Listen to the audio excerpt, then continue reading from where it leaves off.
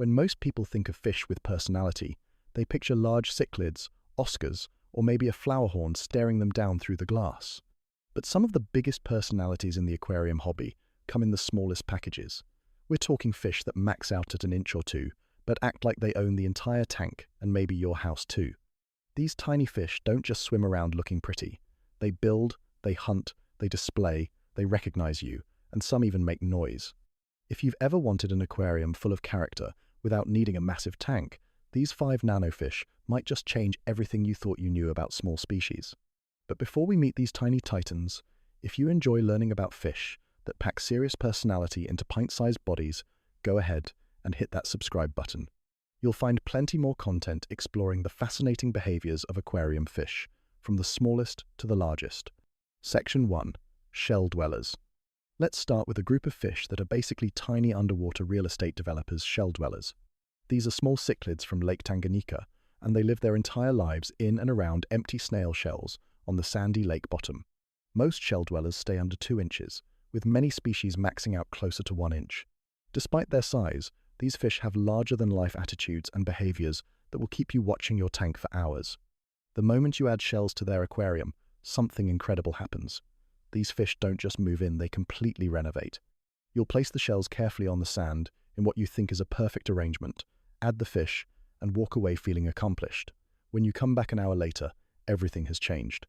The shells have been moved, the sand has been excavated into craters and mounds, pathways have been dug between shells.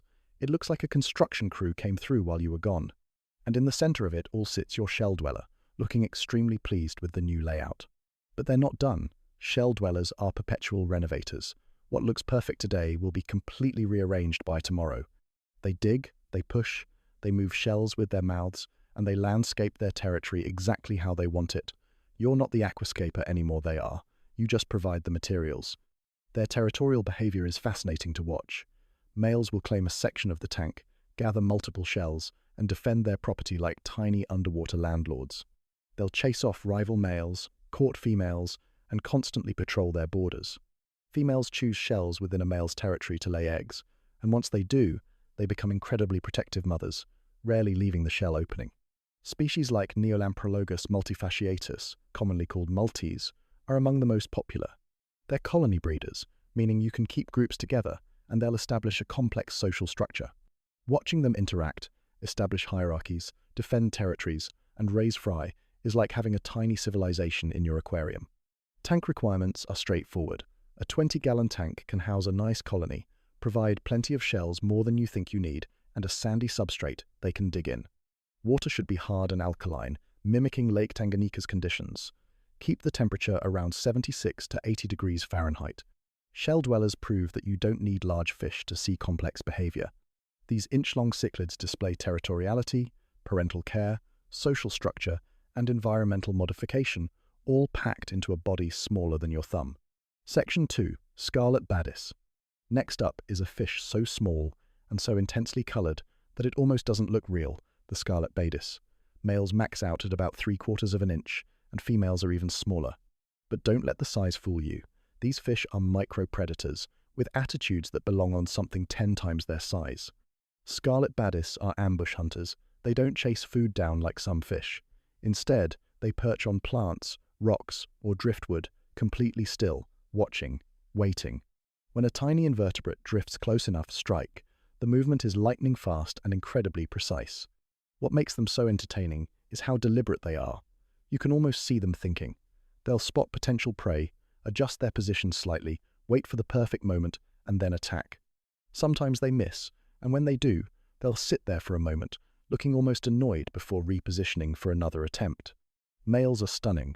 Their bodies display deep reds and oranges, with vertical black or blue barring. When a male encounters another male or tries to impress a female, the colors intensify dramatically. They'll flare their fins, spread their gill covers, and face off in displays that look like tiny underwater showdowns. These displays rarely result in actual fighting, especially in well-planted tanks with plenty of hiding spots, but the posturing is constant. It's theater. Every interaction has drama. Scarlet Badis are not community fish in the traditional sense. They're slow, deliberate eaters, and they can be outcompeted by faster, more aggressive tank mates. They do best in species-only tanks or with other extremely peaceful nanofish. A 10-gallon tank is sufficient for a pair or small group. Provide dense planting, hiding spots, and a gentle filter.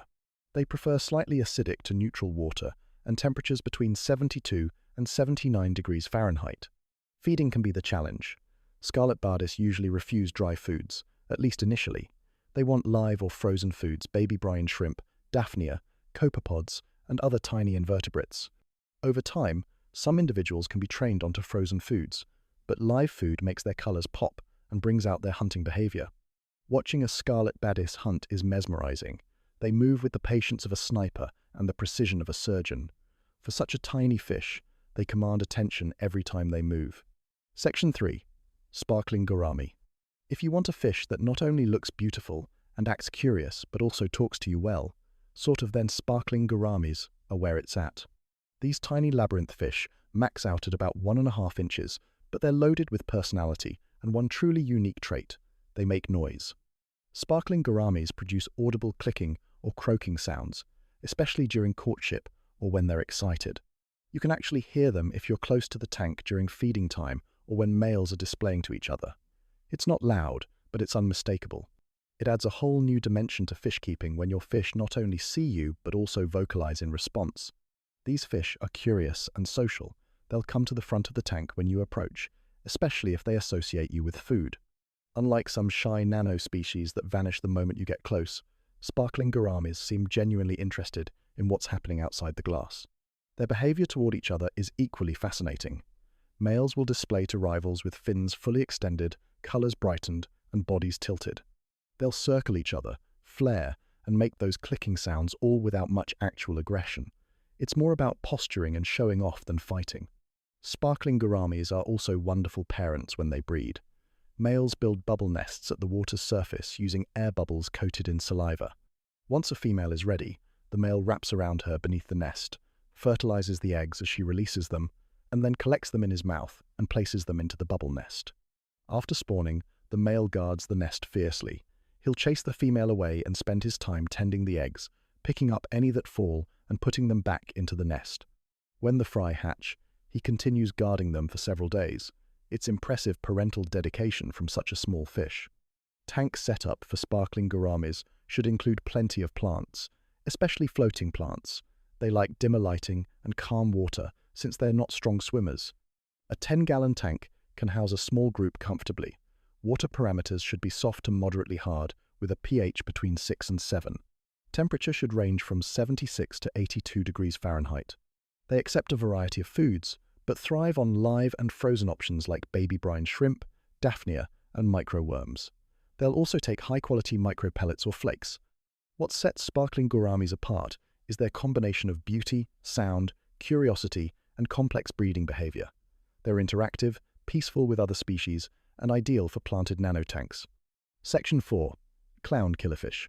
Now let's talk about a fish that lives life at the very top of the water column and acts like every moment is a performance clown killifish.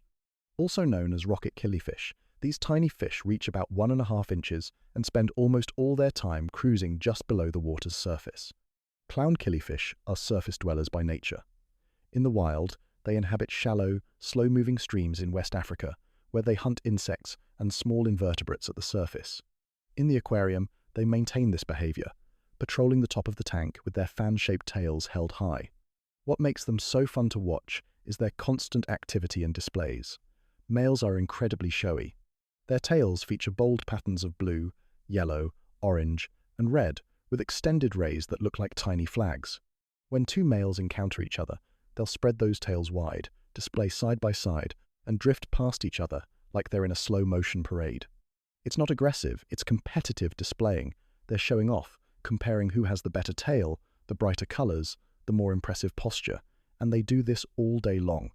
Clown killifish are peaceful toward other species and can be kept in community tanks with other small, non-aggressive fish. However, they really shine in a species-only setup where you can appreciate their surface-level antics without distraction. A 10-gallon tank is perfect for a group of 6 to 8. Provide floating plants to diffuse light and make them feel secure. The tank should have a tight-fitting lid because killifish are accomplished jumpers. If there's a gap, they'll find it. Water should be soft and slightly acidic to neutral, with temperatures between 72 and 79 degrees Fahrenheit. They're adaptable, but do best in conditions that mimic their natural habitat. Feeding is easy. Clown killifish eagerly accept floating foods. They love live or frozen foods like fruit flies, baby brine shrimp, and daphnia. High-quality micropellets or flakes designed for surface feeders work well too. One of the coolest things about clown killifish is watching them hunt. If you drop live fruit flies onto the water's surface, they'll strike from below with impressive speed and accuracy. It's like watching tiny surface missiles. They're also relatively easy to breed. Females lay eggs among floating plants or spawning mops. The eggs can be collected and hatched separately, or you can leave them in a heavily planted tank where some fry will survive on their own. Clown killifish bring energy, color, and constant movement to the upper level of your aquarium, a zone that often gets overlooked. If you want a fish that's always on display and always performing, this is it. Section 5. Pea Puffer. And now we arrive at the fish, with perhaps the biggest personality per square inch in the entire hobby, the pea puffer. Also called dwarf puffers or pygmy puffers, these fish max out at about 1 inch long, but they act like they're running the whole tank. Pea puffers are true pufferfish, complete with a beak-like mouth, the ability to puff up when stressed, and an insatiable curiosity about everything in their environment. They're also one of the only fully freshwater puffer species, making them accessible to freshwater-only hobbyists. What sets pea puffers apart from almost every other nanofish is their intelligence. These fish recognize their owners. They'll swim to the front of the tank when you approach, follow your finger along the glass, and even beg for food like a puppy. It's not subtle, they know you're the one who brings the snails. Pea puffers are highly interactive. They watch you, they track movement outside the tank, they seem aware that there's a world beyond the glass, and they're curious about it. This level of engagement is rare in fish, especially in something so small. Their hunting behavior is extraordinary. Pea puffers are specialized predators that feed primarily on snails and small invertebrates. When they spot a snail, they don't just grab it and swallow. They inspect it, they turn it over, they figure out the best angle of attack, then they use their beak to crack the shell and extract the snail inside. Watching a pea puffer hunt is like watching a tiny, underwater tactician at work. They're methodical, patient, and surprisingly strategic. Some will even spit water at floating food to knock it into a better position, a behavior that shows problem-solving ability. But pea puffers aren't for everyone. They have specific care requirements and behavioral quirks that make them more demanding than other nanofish on this list. First, they're aggressive, not toward humans, but toward other fish and sometimes each other. Pea puffers are known fin nippers. They'll harass slow-moving fish, nip at long fins, and claim territory aggressively. Some can be kept in groups in heavily planted tanks, but others are best kept alone. Their temperament varies individually. Some pea puffers tolerate tank mates, others turn into tiny terrors.